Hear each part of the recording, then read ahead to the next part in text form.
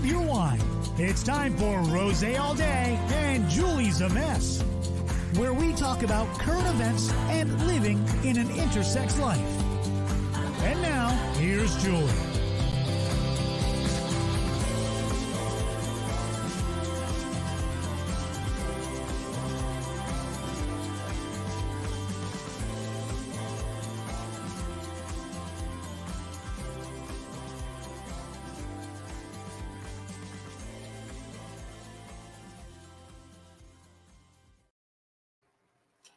Everybody, welcome to Rosé All Day. Julie's a Mess, Optimistic in Orlando, which is a side subset of Rosé All Day. We are on justjulie.com's YouTube channel, and we're also currently showing on our Facebook page as well. This is my co-host, which way are you facing the camera? Rebecca Davis. And gosh, I was just thinking the other day about how we're like into it now, because this is like our something like 20-something show with Optimistic in Orlando. We started back in September, and I'm like, we're almost coming up on our year anniversary, so we're going to have to figure out what we want to do for that show. But we always like to start the show off with just saying hi. We're going to talk about some interesting things that are in the news lately, and we're going to start with talking God, my eyebrows, I feel like they're super dark. Whatever. It's okay. So we're going to start off telling everybody what we're drinking.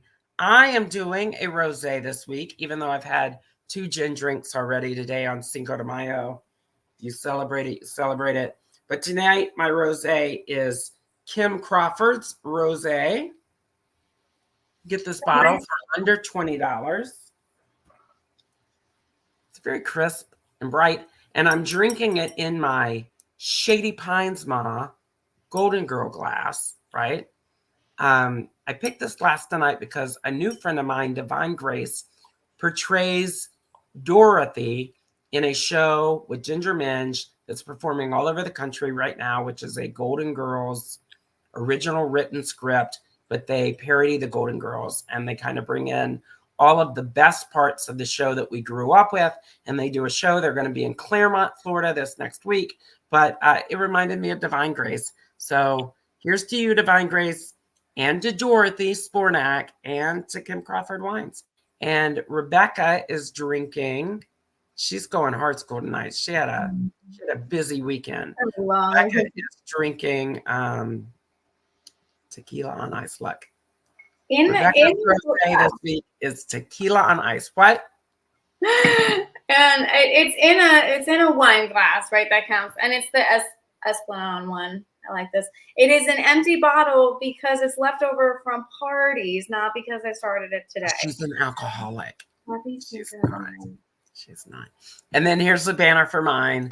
Julie's drinking Kim Crawford Rosé, and it's under $20 at a grocery store near you. At first, I thought you said it's $120, and I was like, well, with the appearance of that bottle, I believe it. It's beautiful. For a $20 rosé. I was like, I mean, Julie, I might after a week of cuddling, but I don't. But I don't have that right now. So this is an interesting show. First off, I was triggered a little this week. Like, I made a post the other night on Facebook, and I didn't realize it was going to resonate, Rebecca, as much as it did. But I made a post about just being tired. And in this post, I was like, well, I'll read it. I'm going to read it to you. But just overtly about being tired. Just tired of things that are going on in social media, tired of things that I'm witnessing. And I was just like, I'm tired. And I didn't post it for any other reason but to say, like, this is what's going on. And this is, if you run into me, this is how I'm feeling, which is what everybody's social media is about. So this was the post. I just said, y'all, I'm tired. Tired of nothing being easy. Tired of grown men acting like brats. Tired of people looking for unicorns to spice things up. Tired of saving for a rainy day and then having 3 back-to-back months of rainy days. Tired of exes resurfacing. tired of the world's lack of empathy towards others, tired of narcissists, tired of never making ends meet, tired of being tired, tired of worrying about the state of the union, tired of asking to go on an actual date only to be met with, let's smoke weed and hang, tired of having to look and act like everything isn't a shit show, tired of waking up with fresh wounds on my legs and feet because of lupus, tired of one person winning multi-million-dollar jackpots when the universe could allow 983 people to win $1 million each and then have life-changing experiences. Tired of opening an app on my stupid phone and not being able to clear a notification or sometimes even find the notification that's been flagged. Tired of influencers online making sugary, gross concoctions with their Meemaw and using the Papaw or Meemaw to get 888,000 followers and give them all diabetes. Who pours condensed milk into their soda in the first place? Tired of giving people what they want, need, and not getting paid or recognized for it. Tired of fighting for a place at the table. I am extremely grateful for what I do have, but I'm still tired and I need a good cry, a deep, soulful, ugly cry, and a cash boost this month. And 30 people loved it so far. And then I got an outpouring of messages, mostly from other women saying, here, I'm exhausted too. I'm struggling with my marriage. I'm struggling with my relationships. I'm struggling with my kids. I'm struggling. And I thought, it reminds me of the anecdotal monologue that we saw in Barbie last summer, right? And it's almost like people have forgotten that movie because it's a blockbuster last year. But for people that didn't see it, America Ferrer's soliloquy in the movie talks about to Barbie, you are worthy and you do have this going on and you do have that going on and these things are going on, but you just get so caught up in the minutia of everything else that you become exhausted, feel like nobody is on your team and that nobody is cheering for you. And I got a lot of, and when I wrote it, I was exhausted. And I got a lot of messages in the last couple of days about, we feel you, we see you, we're going through that too. Don't give up, right? And I just thought that was kind. You know, it's the world kind of saying, you're good. And then I think it's important, before we get your take on it, I think it's important to have gratitude for what you do have. And that's kind of my focus this month. And I was saying, I am grateful for what I have.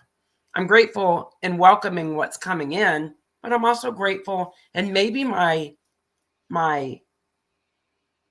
maybe I'm not being blinded so much by blinders anymore. And I'm starting to accept that you take stuff as it comes and you're grateful for what you do have. And that's going to bring in better in some ways for you, better in whatever you're looking for, but better. And got hurdles they've got to jump over. Everybody's maybe in a cashless flux, or things are going on in their life that are challenges, but we're all going through challenges. So if you're grateful for it coming back in, and even in saying that today, one of my best friends who cuts my hair, my natural hair, reached out tonight and said, what are you doing on Wednesday? I'm doing a cut and color pamper my friend day. And I have an open slot at 12, and I would love to get you in and color and cut your hair, style it, give you a pampering day. All you have to do is tag me in your social media post. And I thought, that is a $300, $400 day normally. And so that's kind of where I'm at. But I thought that was a beautiful moment in the week so far. How do you feel about that, though? Well, I thought there was going to be a but. I thought there was going to be a negative experience that followed that. So I've been on the edge of my seat. I think that it's so important to know that you're not alone in these moments. Like everything that you listed on that list, I would say most women can relate to most of it. And the things that I personally couldn't relate to, I had my own thing. And I think it's really meaningful to sometimes say, like, this is what I don't want to have to put up with anymore. It's different than just complaining. Now, if you wrote a post like that every day, okay, we might have a gratitude conversation. But when we air what's not going well and that we're tired of it, it often resonates with other people. We know we're not alone. And I love that. I love that. And I folks, think the other I'm thing not on social media by choice for the most part. I kind of avoid it. So Julie fills me in on even things that are going on her profile. I do not boycott her online. But we're also, I mean, I think it seems like everything this week has kind of fell into the show. We have a great, we were reached out to earlier this week by somebody that had a question that feels like they're not able to talk about it among their friend set. So we're going to dive into that a little bit. That parlays into two of our big topics this week. We do have a gutter swipe of the week. I'm not going to share his picture, but we're going to talk about it. The other good thing is, if you haven't watched the show in a while, we've been navigating this dating thing about what it's like to date.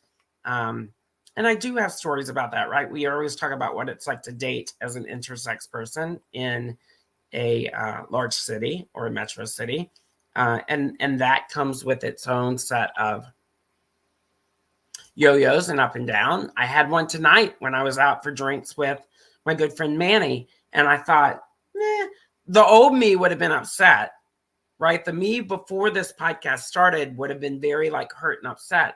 The new me is like, meh, because things are moving and organically happening for me, and I'm just in a better place, and I can kind of recognize on some level that, you know, just because I didn't get on that ship doesn't mean that another, you know, there's a great saying that says, if you miss the train, another one's coming. If you miss the bus, another one's coming.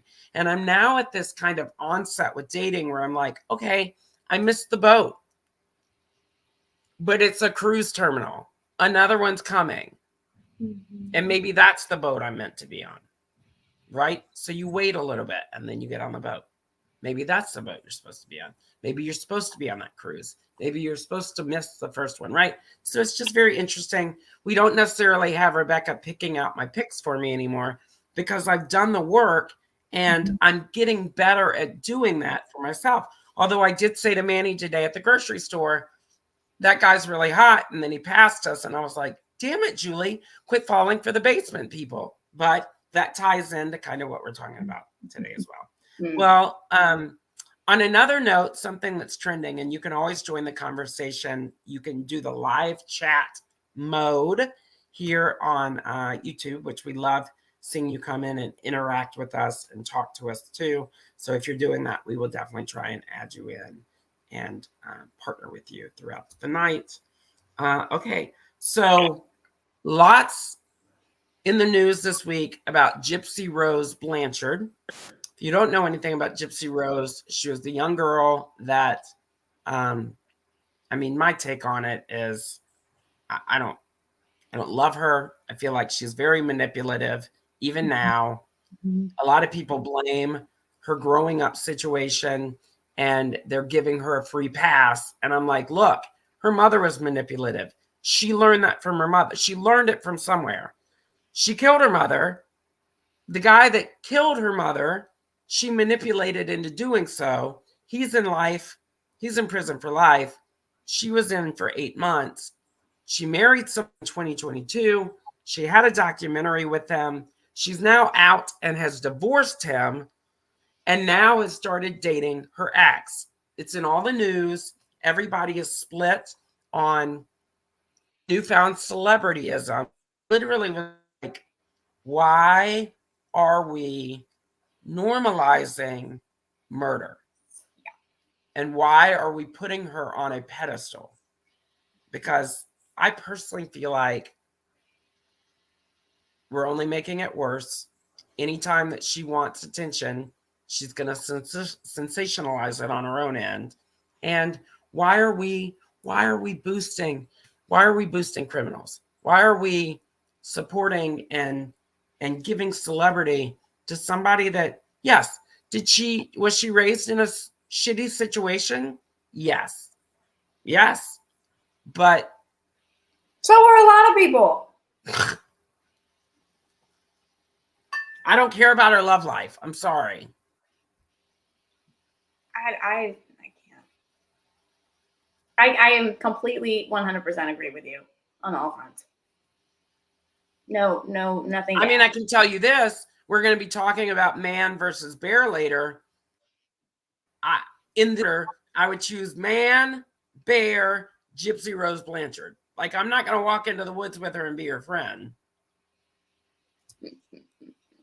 Charlie last week posted, I think we talked about this. My friend Charles had posted a meme that literally said, Gypsy Rose is single again. Lock up your husbands and your mothers. Yeah. It's like, I mean, I get it, but at the same time, like, why are we creating fodder about that? There's so many other things that we could be talking about in the world. And I just feel like that's not it. I think there's the potential for a lot of repercussion from that, because the next thing will be the next person who's kind of like that gets a following and gets what basically feels like a show and gets all of this stuff. And then it becomes the next school shooting kind of a thing, where it's like people just think, oh yeah, this is it's because of the press stuff, and like that they're like, it's like a mass hysteria thing, where like once weird people or troubled people or just even normal people start seeing something over and over again, it starts to feel like an option. It's like, I don't like where it's going. So that's where I stand. So let's go ahead and get into what we're talking about this week. So I reached out to Rebecca earlier this week because there's been a lot of posts on social media. There have been a lot of stories about, are we dating the same person? Are we dating the same guy? Even in the state that I currently live in, of Florida, there is Sis, is this your man? The Florida edition, right? And it's people literally trying to find out if they are going down the right road with men that they're dating, right? And we've seen it in media. We've seen it in talks. There was a guy that tried to sue one of those pages in Chicago at the beginning of the year, and then it came out that he was into like fraud and trading and all this other stuff. And so like, and we'd even shared before, Rebecca had said the audacity of some of these guys, right? And then it has spurned some really heady movements. And I've noticed in the last week in some of these pages on social media, women are literally claiming themselves back, and they're also being vicious to individuals, to men, and it's kind of like, we've talked about how you can see it coming in the past. We don't know if it's a good thing. We don't know if it's a bad thing. But I pointed out to Rebecca earlier this week, I heard about a movement in one of these groups that has started in South Korea, and it is called the 4B movement. And now up until when I mentioned it to Rebecca, she had not heard of it yet. So I'm going to read you the Wikipedia page about what it is, and then we're going to talk about it. And then we're going to talk about also the bear versus man, in case you haven't heard that. Feel free. These are one of the shows where we want to hear your responses. So if you're watching us, feel free to chime in. But here is the 4B movement. 4B, or 4 No's, is a radical feminist movement which is purported to have originated in South Korea in 2019. Its proponents renounce dating men, marrying men, having sex with men, and or having children. Jung Seong and Baek Hana, two proponents, criticized marriage as reinforcing gender roles in South Korea.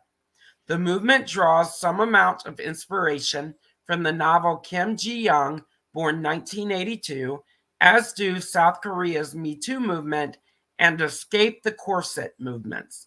The 4B movement claims to have over 4,000 members to date, and that was just in 2019.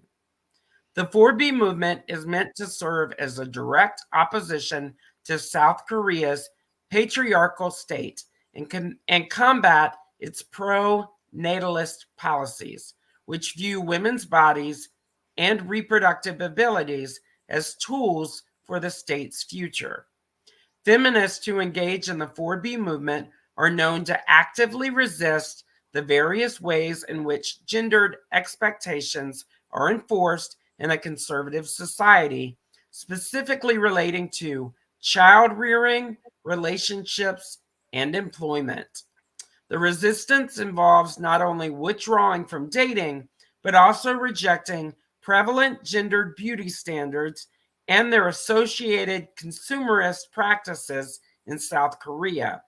In a conservative and traditional society, alternative forms of protest in the 4B movement include defying rigid beauty norms and traditional gendered expectations by shaving heads and choosing not to wear bras. Now, look, America had a very feminist notion back in the 60s and 70s. That's where you started to see bra burning. You started to see kind of a push towards beauty traditions and notions, right? Beauty pageants came under fire. But this takes it, Rebecca, even one step further. I read an article when I mentioned it to you this week where they said if women would subscribe to this across the board, it would stop ghosting, it would stop unfair practices towards women, it might even stop racial movements, it would definitely stop and make men think about the disservice they're doing to women when it comes to dating and social sites. I know when I initially mentioned it to you and you were able to read some about it, you had a little bit of pushback. So let's hear it. I had an initially very negative reaction, surprisingly, because I am, and I say this wholeheartedly, the most ardent feminist that I know. Not that you aren't, not that my friends aren't, but it's like all I ever want to talk about. But what my first question, clarifying question is it a period of time, or is the goal loosely to never do those things again? Or is it like a fixed movement, like an actual protest that's like, let's do this, hold out, like the writer's strike? Do we know? I mean, when I was reading the different articles this week, I think it's like any other movement. I think you've got zealots within the movement that are like, let's cancel culture all men and we will have a better society. And then I think you have some that are like, let's show them we're not going to put up with any form of BS on their part to reclaim dating and reclaim relationships and reclaim marriage and reclaim having kids. I think they're you see both counterparts within the movement. I think as American women adopt it, they're trying to teach men, don't treat me like this. Right. This is what it just dystopia world could look like if women actually ran it and didn't put up with your BS. Do you want to go that far? And then I think that there are other women in the movement that are probably hardcore, like, let's cancel. Yeah. Because if it is a fixed, purposeful movement, I think I'm like kind of on, I'm not going to get on board with it per se, but I said to you, I'm like, I've kind of been doing this myself for years. No, I do date men. I am involved with men. But I avoid most men within those contexts. I've chosen for myself not to have children. for various reasons, not even necessarily political in nature. I have a lot of problems with marriage. I still think that in many ways that it's practiced, it can be an extremely limiting and patriarchal practice. You have to be pretty radical about it. I mean, I have a lot of feelings about these things. So I don't mind, especially in a particular, it's in South Korea, right? Yes, that's yes. where it started in so 2019. In a society that was described as the way you read it, I don't actually know that much about the day-to-day life of a woman in South Korea.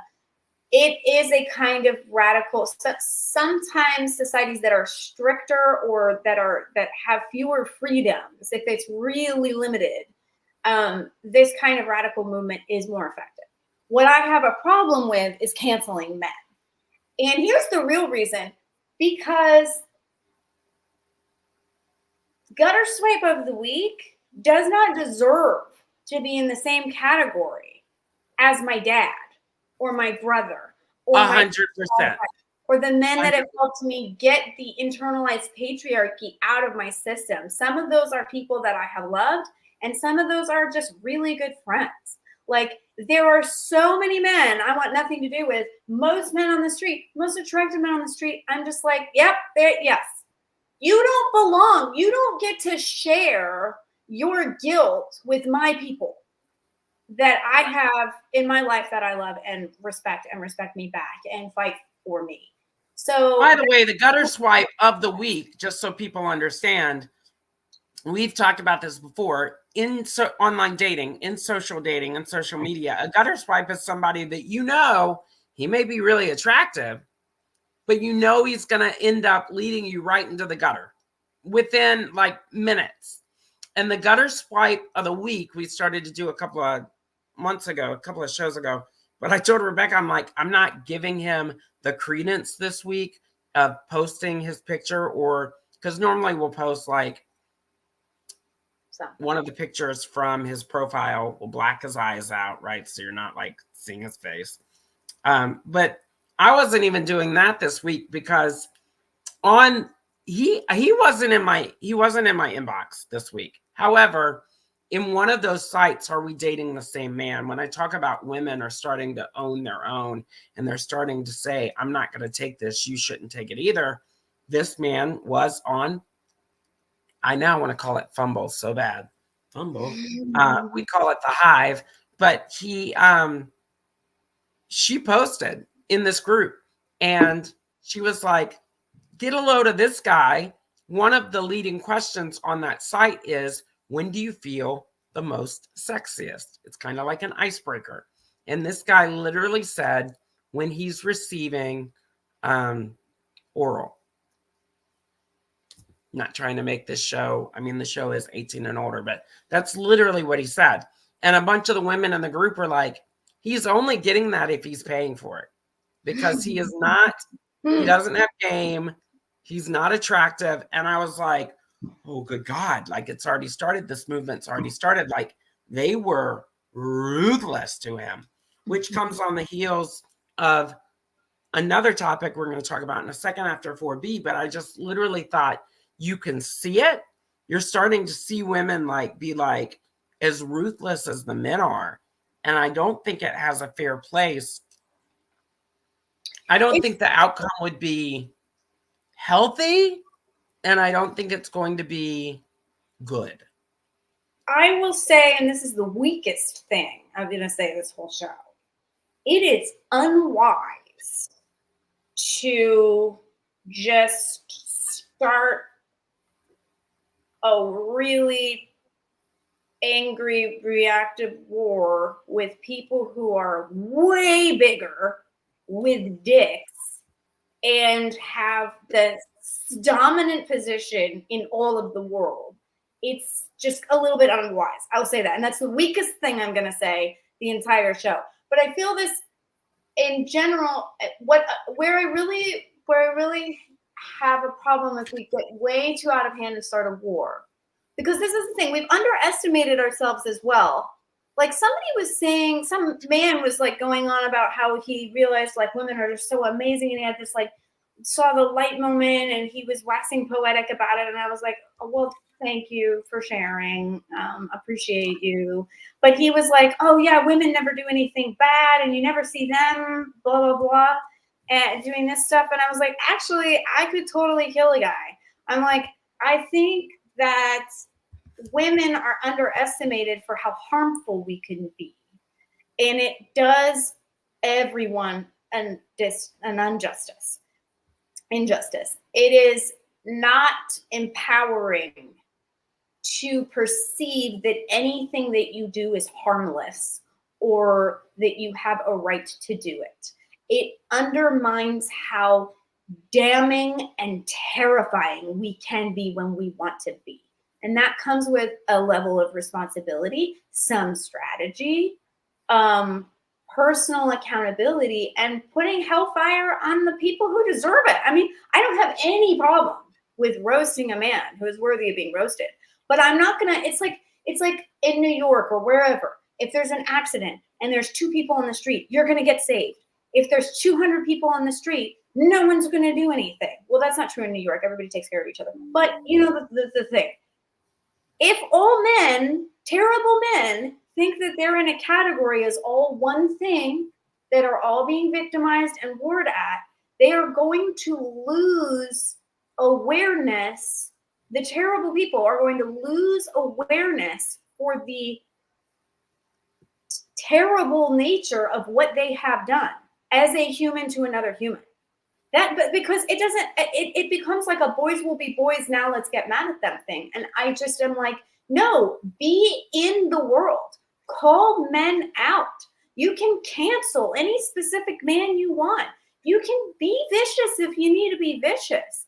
But we can't and then my final point on this, main point, is just I will never, under any circumstances, categorize a group of people, particularly through a born characteristic such as gender, race, orientation, any of those things, in one group and do anything towards them as one group, except potentially support. So that is just a fundamental principle of mine. And no matter how much of a feminist I am or how much I hate most men in the world,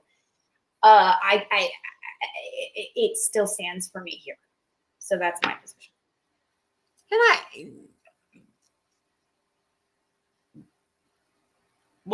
And I instead of trying to quantify what I was about to just say, we're going to kind of blend that with our next topic, right? Mm-hmm. Because it is 7:33 and we've got about 28 minutes left of the show. But the other big trend that's going on right now, which you can kind of see having a little bit of this effect, is there's a huge TikTok trend that started, I want to say about probably a month ago, and it has picked up steam in social media.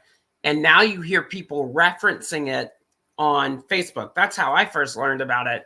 And I had to go back and ask questions. And then that took me back to the original post, which is a creator on TikTok started to ask if you had your druthers, right? Not in this word form, obviously, but if you had your druthers, if the choice was left up to you, would you rather go blindly into the woods with a bear, a wild bear, or would you rather take your chances going into the woods with a strange man or a man? And it's literally grown into this whole cataclysmic offering where women are saying, I'll choose the bear. I'll choose the bear every time. And what they're meaning in that is some of the examples that have shown up on social media is if a bear has his way with me in the woods, he's then going to leave me and walk away. Mm-hmm. But if a man has his way with me in the woods, he's going to continue to come back and stalk me and bother me. Right? That's one person's opinion. Mm-hmm. One person said, if they're touched or assaulted by a bear, they're not going to have to look at the bear at every family reunion for the next 10 or 15 years and act like nothing happened. Mm-hmm. And there that have so in its own way. But then you have individuals saying, a bear's not going to ghost me. A bear's not going to, I know going into the woods with the bear, I'm not a priority, but at least I know it. Where a man's not going to make me priority, but I'm not going to know that that's where, like, everything's more about how this bear is wild. And there's a great meme right now where this guy is like all muscly, he's a gutter swipe, and he's saying to this girl, but a bear could kill you. And the girl's literally like, you know, my very first instinct when I saw it was like, obviously the bear, because the bear, you actually have a chance. I mean, I'm assuming the bear is just kind of wandering about. It's not attacking me in my mind. I would definitely pick the bear. I could just make noise, get away. It's gonna generally respect my boundaries unless it's absolutely really, really, really hungry. But I feel like a strange man it's too much of a gamble, and especially these days, because we were talking about it's like it has deteriorated. The way that most men treat women is deteriorating so rapidly we can't remotely keep up that a war is starting. It is so unbelievably bad that whether you've been doing it privately for a long time or in your own very, very, very filtered ways or not, or what, or you just are done with dating, like it is so bad that the level of protection required just to be treated respectfully, I would pick the bear. Right. And women are picking the bear. And here's the thing. Men are coming back on social media extremely offended that girls and women are picking the bear. But some of the more funnier responses as you read it, because you're seeing it everywhere, are, a bear's not going to lie to me. One said, if a bear says he's going out with his friends, he's going out with his friends. And I thought, funny, right? You know, and it's like, bears aren't going to lie to me. They're going like, and so on one side, you're laughing because you're like, that's funny. And then on the other side, like, it's not so funny because that's happening to all of us in the dating world, right? One woman said, if I make a lot of noise and yell and scream and say no, the bear gets scared and walks away. That was my very first thought. And then you weigh the levity of that, right? And you go, yeah, a man's not going to do that. He's going to continue to pursue you. And look, that's not saying that all men are bad, because just like we were talking about in the 4B movement, they're not. But the fact that so many women are choosing the bear, right? There's a girl that I'm friends with on social media, and she had made a post earlier this week that she went out to dinner with a new guy that she'd met. They met organically. His name was Eli. He offered to take her to dinner. They show up. He shows up drunk. He ordered an appetizer. He kept getting up and going outside to check on his sports car to make sure that nobody was touching the car. Is this Joey Tribbiani? And then eventually he left. And then he started talking to another, and she was like, I didn't want to get up and leave because I didn't want to have to pay for his dinner. Although she goes, I did have to pay for his appetizer. And she was like, a bear wouldn't have done that. She was like, a bear would have come in, had a drink, eaten everything in the cooler. I would have gotten to love on him a little bit, and he would have left. And I thought, I get it. And she goes, Belle chose the bear back in 1991. And I thought, that's funny. Beauty and the Beast. But like, people are livid. And then you have men that are coming forward on TikTok and saying, I agree with the women, right? The trade-off is the men that are agreeing with the women are already in a committed relationship, respect the woman that they're with, and saying they have every right to be mad and upset. Or they're the male feminist friends that we all need to have around us. Yes. Yeah. But yeah, if you're offended, then you need to look at yourself. Because this is the thing. It's like any other people group. I think about if people are like, and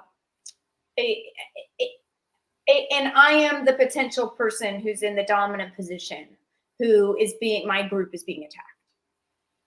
I think, well, if you're saying this stuff that's really intense, something must have happened. Let's look into it more. Like, oh, whoa, you must be having a really bad experience I didn't know about. That's my response. So that's what, and when I've had male friends or even people I've gone out with who have seen a movie that touched them or something else where they heard about an experience that we've all been having, or they saw it in a new way and they were like, what? They were like shook. And that's what the response should be. If you're offended, it's because you're part of the problem in some type of way. You might not be doing it, but you are not an ally. I think what's hard to watch is, well, I think a couple of things. I think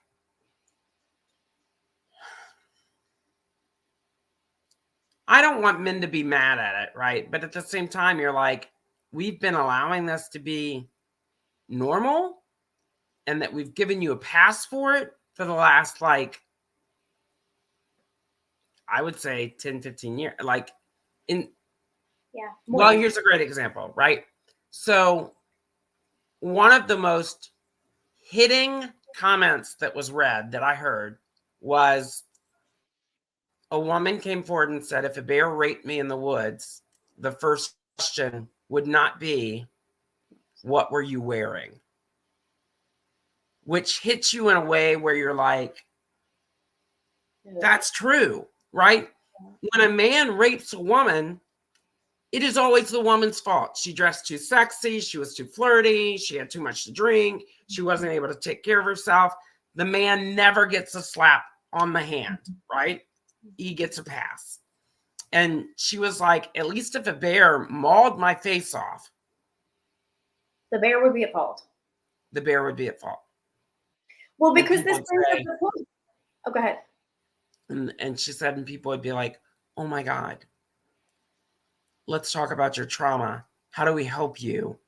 And she was like, and nobody does that when it's a man and a girl.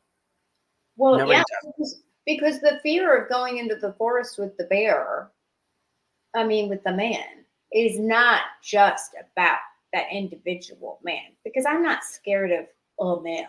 I'm scared of the potential of what could come based on the numbers. But it's also that they're backed up by an entire patriarchy when you leave the forest. They've walked in trained in the patriarchy. You've walked in trained in the patriarchy. We still have some auto behaviors that we'll go into. And if we don't, it'll probably result in violence. And then when they walk out, there's a whole system to protect them. So you are like a victim without a walking in, a potential victim without any hope afterwards either. It's like, that's why people, I think, were literally saying something like, I'd be dead, but at least I wouldn't have to deal with them again. It's, and I think it's, oh gosh. And literally we could make a season out of talking about what women go through with dating. I'm not saying that men don't go through those too. Men get ghosted 100%. All the time. There is now a trend, which we've talked about before on this show, where restaurants are getting involved, which I think this is horrendous. That a restaurant is now getting people's numbers and texting them. They're finding out some way that they're single. They're dialing into who's single in the area. They're messaging them, setting up dates. Hey, meet me at Applebee's on Friday at 7 p.m. I'm going to be wearing a red shirt. We're going to have a great time. They have a great special right now. 2 meals for $20. You get drinks, you get a dessert, right? And then the individuals, male or female, show up, get stood up because there was never a date in the first place. It is, in fact, the PR firm for the restaurant. And then the person's like, I'm here, so I may as well get a meal. And when they've interviewed different restaurants, I'm not saying Applebee's is a part of it, but that's not what I'm saying. But when these restaurants, when the person gets stood up or ghosted at the restaurant, then the person feels obligated because they already got dressed up nice and they're there to go ahead and buy a meal for themselves or buy a drink for themselves at the bar. And so the restaurants have come forward and said, well, sure, we're still making money. What do we care if you got stood up or not? And you're like, this whole kind of is disgusting. It's like impersonation. But this whole kind of let's prey on. And we're not saying, I mean, people have bad experiences, and and I think the bear versus man thing is highlighting that there are some men out there that make very horrible choices. Well, that's the thing is you're being asked not a man, but a random man, an unknown man to you. That is a very key part of that question. And I think the other thing is that, like, so I like personally. Well, I mean, the bear would be random too. It's not Yogi Bear you're meeting in the woods, right? You're not going to the bear jamboree at Disney World. We don't know if they're hungry. We don't know if they're whatever. I mean, it does that. But the part that I struggled with, so I've had, like most women, some extremely negative experiences. And I went through a man-hating phase quite aggressively. And I realized I was like sitting on the subway.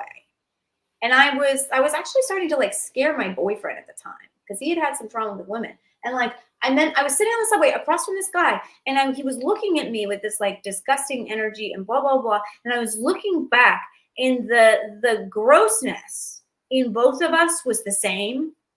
Like I recognized the same energy in myself that was in him. And I was like, okay, enough now. This is not a strategy. Like this is not a plan. So what I struggled with during that period of time was thinking of all men as one person. You need to learn your lesson. Well, Joe Schmo has never done this random thing or that random thing, and he doesn't know that lesson, and these people don't know that lesson. Like on a personal, interpersonal level where it really counts, nobody's going to end up being held responsible. Nobody's going to take a responsibility because they're not being held for themselves. And it's not going to track. Like no man represents all men. So you're not talking to anybody. It's this ghostly figure we have of all of our traumas put all together in one that we boycott when we're man-hating.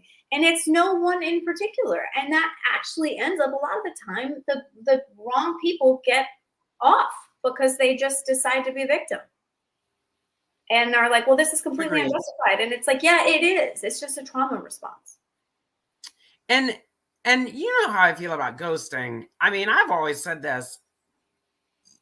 Especially in dating, you should just have empathy for everybody. Everybody's looking. And I think one of the other things to realize is I think a lot of people, a lot of women, I've fallen into this trap before too, where you're talking to one guy that you really connect with on social media or on dating, and you're thinking, oh, it's going to be great. And you're not thinking he's on a dating site.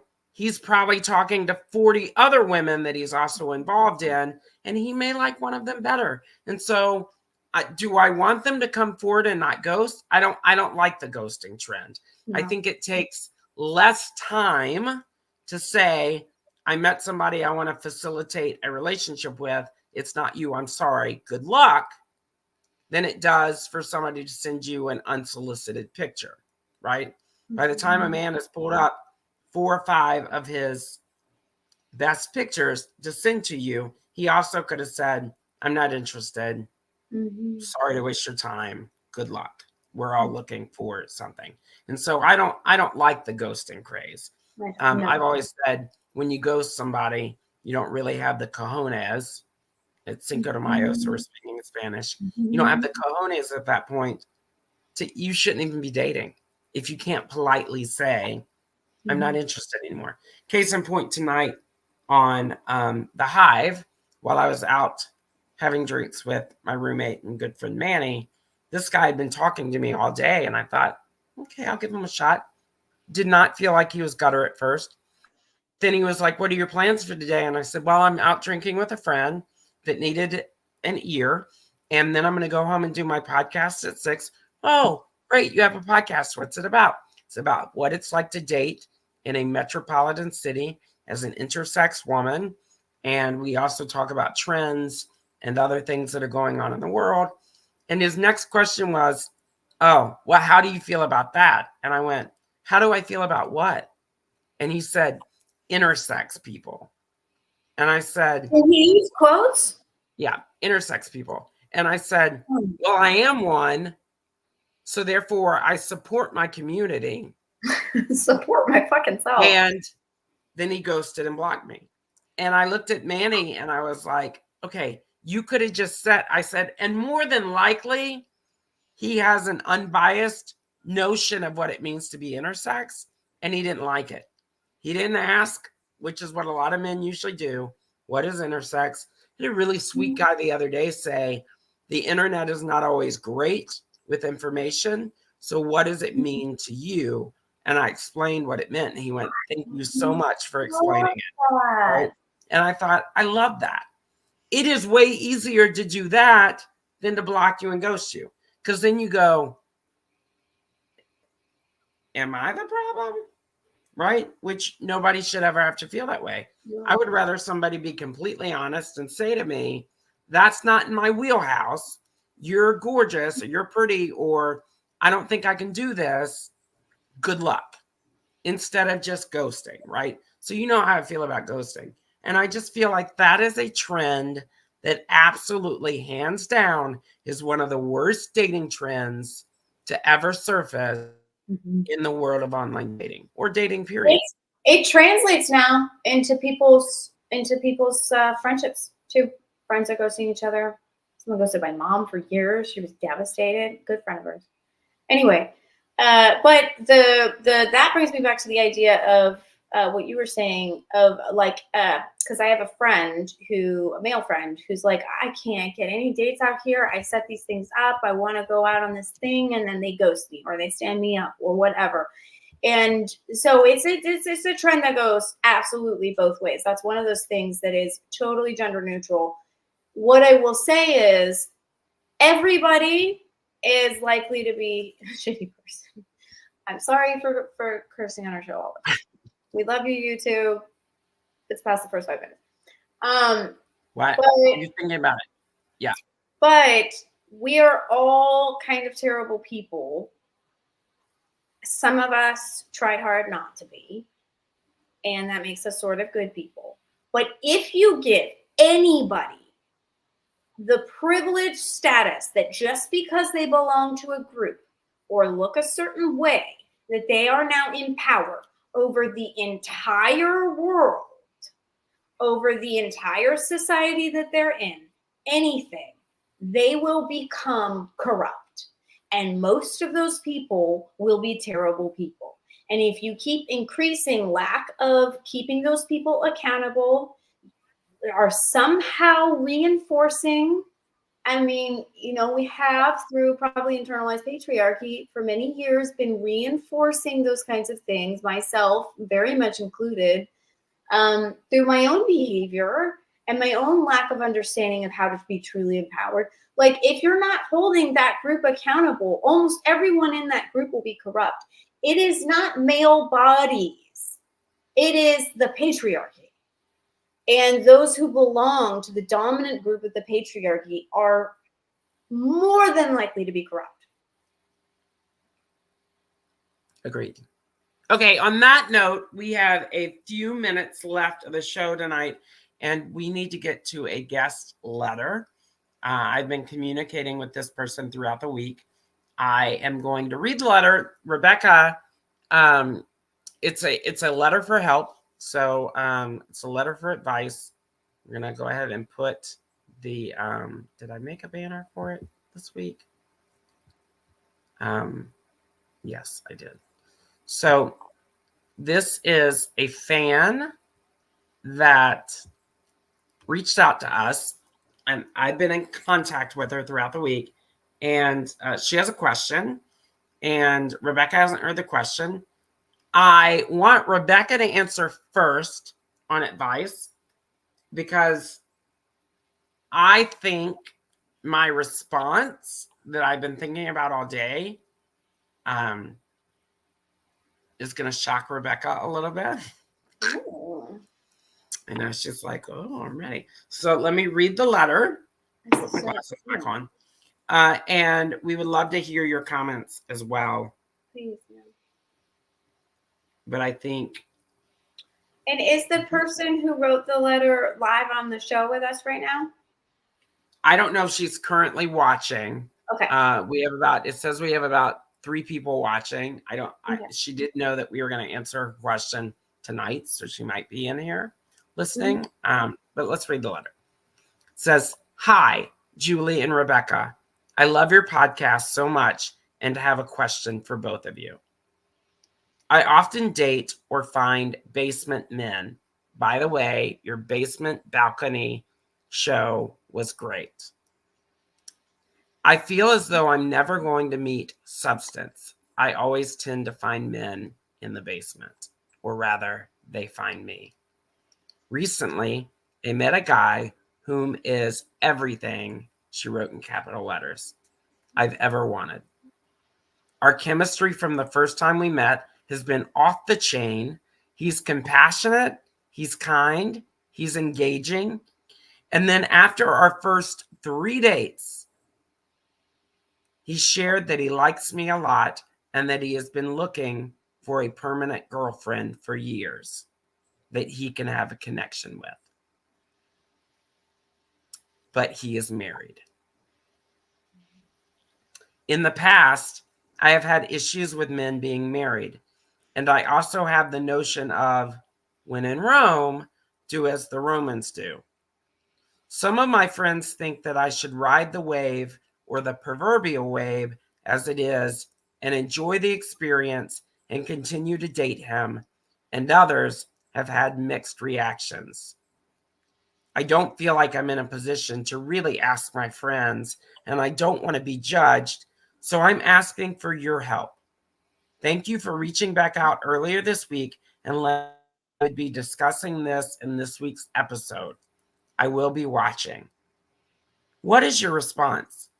Should I date him? Question. She said, should I date him and become his side piece? Or am I entertaining a stormy future? I did finally tell a friend, and her response was, everybody idolizes Marilyn Monroe, but she was a side piece, and it eventually led to her downfall. Thanks for your help. Sincerely, a fan." I love your question. Thank you so much. I'm also honored that we were asked. So I am a very polyamory friendly person. I am also very much about a woman's right to choose in dating. And I mean that across the board. Even if you love a basement person of basement people, you have the right to choose that for your life because that is right for you in your path in that moment. It's going to have consequences. You're going to need to be willing to live with the consequences of your basement of basements. Now, you don't have a basement of basements. You just have a married man. My number one question for you from a sort of like sex positive community ethics, okay, the ethical non-monogamy practices, does the wife know? So you're not here that we can see yet, but if the wife does not know, to me that qualifies as an affair.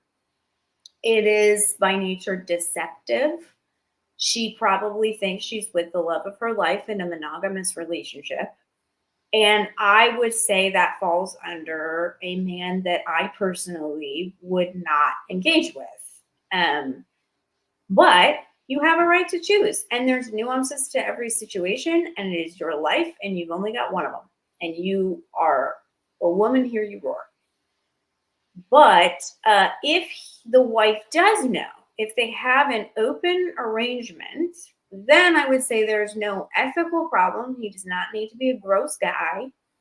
you're going to have to actively discuss the nature of the arrangement. What does it mean to be in a relationship with him? Does he go to his wife after he hangs out with you? Does he go home and sleep in her bed? Have you thought about that? Like you just need to hash it out, almost like you're making an agreement. Like, okay, we have these dates, we see each other on these times, but part of your agreement with your wife is that you always go home to her after she gets the last dance. Like, what is it? Are you going to feel like my boyfriend? Are you going to be? So figure out what it is that you want out of him. Figure out if the wife part is going to get in the way of that. And if it is, keep hanging out with them until you find someone else, or say no before you get too attached. And if it's not, if you can find a reasonable arrangement with him, knowing that you'll not be his wife, then be with him. That's my take. So I guess it's my turn to tell you my take. When I tell Rebecca, when I said at the beginning of this letter for help that she might be shocked, I have always said, I don't want to date a married man. I am not open to men with children necessarily, because then as a relationship moves forward, you have to convince the children that you're an okay, decent person. You have to convince other people that you're an okay, decent person. That's just never been my mindset. But I'm turning 49 in June. I'm not ashamed of it, especially when I was told that I might not make it past 40, right? And I don't mean to sound like I am some grand dame, but when you reach a certain age in your life and things within the dating community are not working with you, thought it was funny that you said when in Rome, right? Which made me think, okay, she's coming across a lot of married men in her life, right? Or she's coming across a lot of people that are offering to make these. I kind of reached out to her friend and said, what's your opinion on this? My friend is very open and kind of free, I guess would be and the friend said it could be the best relationship of her life. This guy could absolutely fall in love with her and offer her something that she has never experienced. And would you rather die not having anything? Or would you rather die knowing that you made a connection with somebody that's compassionate and engaging? And look, my takeaway from this was you're going to meet tons of people in your life that are in relationships or out of relationships. Just came out of a great relationship, haven't been in a relationship, has never been with a woman, has never been with a guy. You're going to meet people in your life that you're attracted to and that you feel a heavy connection to. And I kind of side with Rebecca on this, right? If the wife knows, but there are a lot of uncertainties that you haven't shared with us that you may also not know or be aware of. And my kind of stance right now is I don't want to spend the rest of my life alone. Do I think I'll ever get married? I don't know. Would I be, and in thinking about your letter, what if you fall in love? What if you date this guy and things are wonderful, and then he comes clean and says, my marriage has not been so great. I didn't want to share that with you at the beginning, but I'm in a loveless marriage. I'm not in a great situation. It hasn't been great for years. Now, as you get to know him, you will be able to discern whether you feel that's true of nature or whether it's not, right? I think flags will appear, green or red. We talked about that before in the show. I think that ultimately you have to make that decision of what you're okay with and what you're not okay with. Would you be the first woman that has ever been chosen from a bad marriage? No. Would you? I mean, I even talked to my friend Manny, not again about your direct situation, but just the situation as it evolves. And we were laughing. Look at Camilla Parker Bowles. she's been wrapped around as being the joke of side pieces for decades. And now she's queen consort. And do I think that the love she has with Charles is not real? Not at all. I think he was always in love with her. But other factors, other minutia, other noise derailed that relationship for them. And then they were at a point where they couldn't celebrate it and they couldn't be together because she was married and he got married. Do I think it's shit what he put Diana through? 100%. But I don't know the full gravity of the situation. And I think that he and Camilla absolutely love each other. And she was loyal to him and she stayed by his side. So I guess what you have to facilitate for yourself, and thank you for writing the letter, is what are you willing to accept and not accept? Going back to what Rebecca said, what will work for you? Do you need to tell? I understand wanting to talk to people about it, but I also understand getting to the point where you're like, fuck it. I like this person. He likes me. He's asked me to date him. I don't really know the ins and outs of his marriage. I know that he cares for me.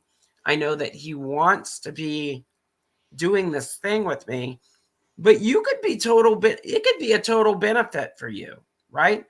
Manny said today, sometimes the mistress gets way more than the wife does. Yeah.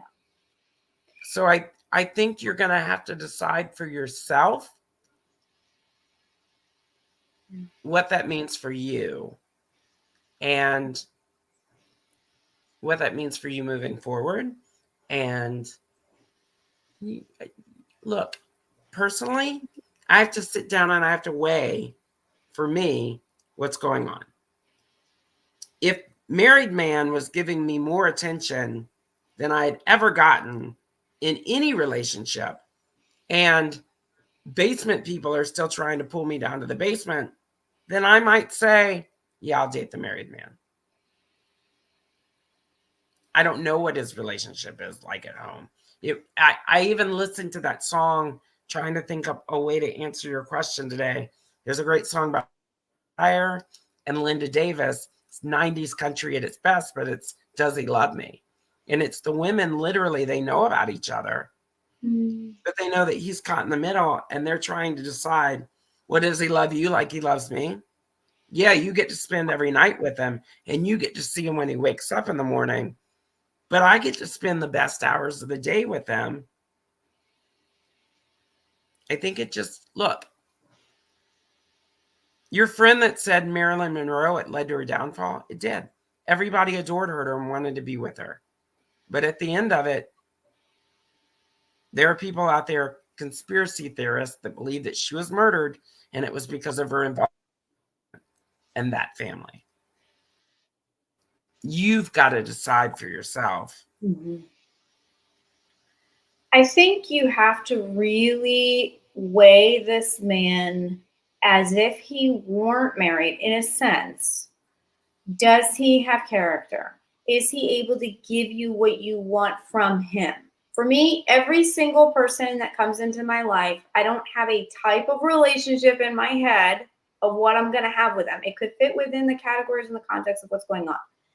However, once I get to know that person a little bit, I start to have an idea of what I want from them.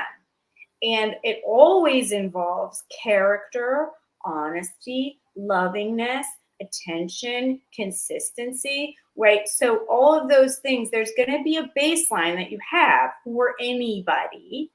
And so just make sure that the affair is not evidence of poor character or of him being cowardly, or, you know, there's the whole thing that we all know how this could go wrong, right? There's a million ways. And if he cheats on them, he'll cheat on you, blah, blah, blah. Don't go for a fantasy of an unmarried man or the best thing that's ever happened as if you'll definitely be Camille. Go for the reality of this is what this man has to offer me. This might be worth it for me in my life right now. And never give up your equal freedom on the other side, unless it's a kink or a thing that you have that you like. But always remain open to having your own husband. If he's got and also have those conversations. That's really important. Don't feel like you've got to be locked into something. He's already locked into something, and you not knowing that. Keep your options open. Yes, and I also lately have believed that, like, I find it funny, and I've never really talked to Rebecca about this, but like when you're dating and you're kind of like happy because you like the person, a million other men will come out of the woodwork to take you. Mm-hmm. So sometimes by dating somebody that's balcony, even if they've already gotten seats in the theater, other balcony people will come out and be like, yeah, you think you got it good now? Let me take you out. Let me do this, right? And it's one of my friends had said, tell her to ride the wave. It could be one of the greatest fulfilling experiences she has until something else comes along. He's locked into whatever he's doing already. But don't miss out on the connection. And it could be a really beautiful friendship. But hold him accountable. And this brings us back to the 4 Bs. Hold him accountable if he's being a douchebag. Like, there is a world in which, okay, I'm going to give you the ugly world that you're afraid your friends are going to give you. And I don't think this is your situation. But there is a world in which this guy is just a douchebag. He's stringing you along. He seems like the greatest thing since sliced bread. But, oh, surprise, he's married. He would be on Are We Dating the Same Guy? She finds out. You have an ugly conversation. You feel bad about yourself the whole time. You feel like you're permanently stuck in the middle of that song, never knowing how much he loves you or if you're the one he chose. If you have that mindset, if you have that experience, if you feel that ick, run away. He's on the 4 Bs list. He's a boycott situation.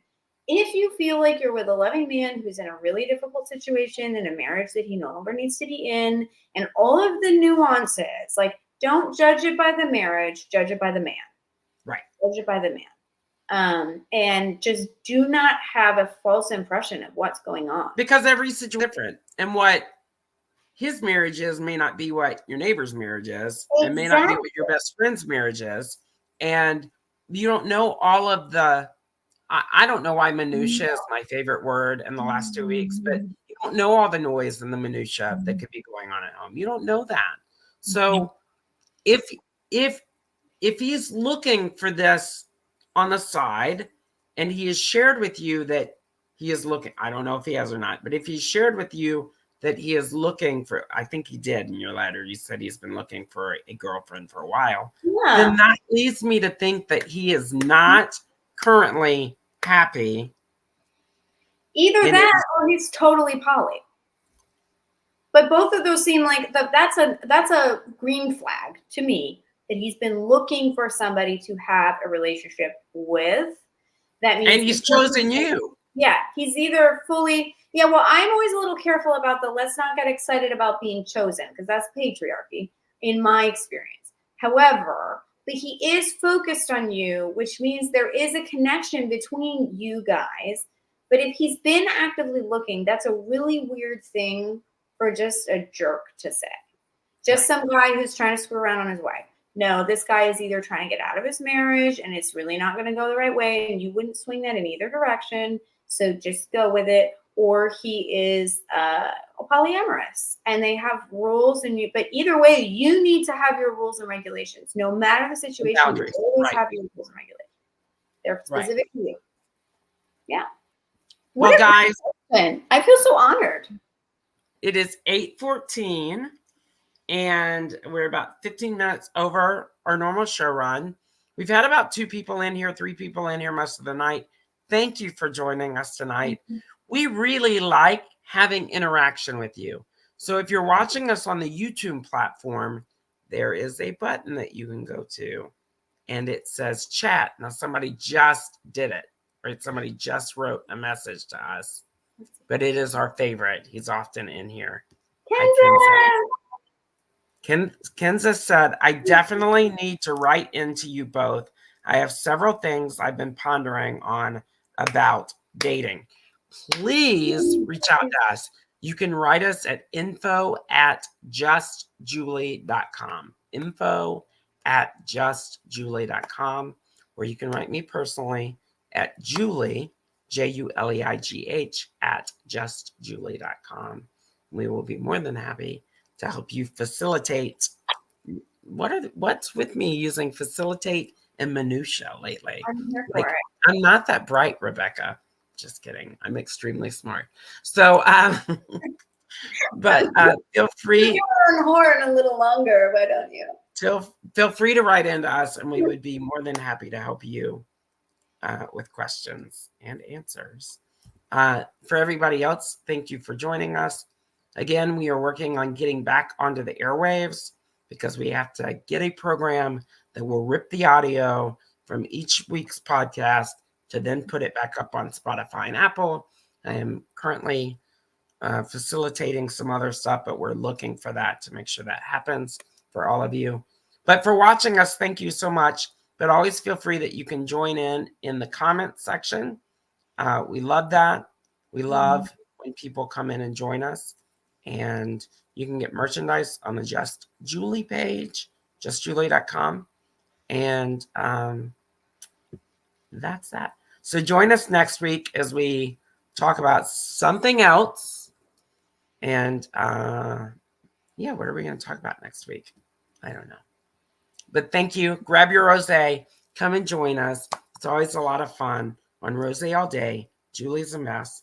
Optimistic in Orlando with my co-host, Rebecca Davis. See you later.